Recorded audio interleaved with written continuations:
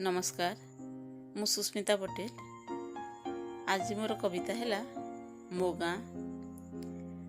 आज भी भूलिनी भूली भी हेउनी तोर सबु जीमा रूप खंडिक। अतीतर कथा सबू पड़ी जाऊची मने तोर तोर गलिकंदी सबू जेपरी जे थिला मो पाई। मो साथी से नाचुथिला गाउथिला खेलुथिला आउ भी कांदुथिला साथी होई। तो देहरे साइती थिबा धूली तो देहरे साइती थिबा धूली मो पाई जे चंदन ठु बोली पूरा शरीर रे बोली किरी होई हसुथिली जेपरिकी पाइची विभूति। चाटशाली पाठ आउ गुरुजींक बेत कुनी कुनी सांगसाथी बस्तानी रे भरा बहीपत्र मिंजी मिंजी आलुअरे पढ़ुथिली पाठ।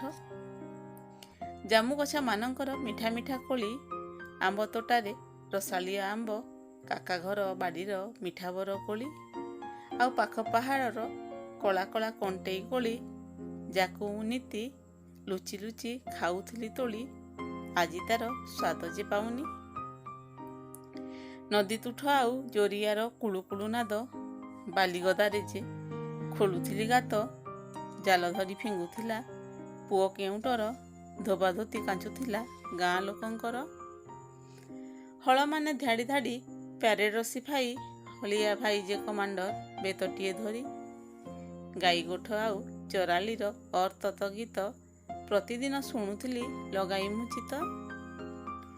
बासी पखाल कंसा आउ सुखा झुरी पोड़ा समस्तंक घरे सकाळु निहाती जे लोड़ा।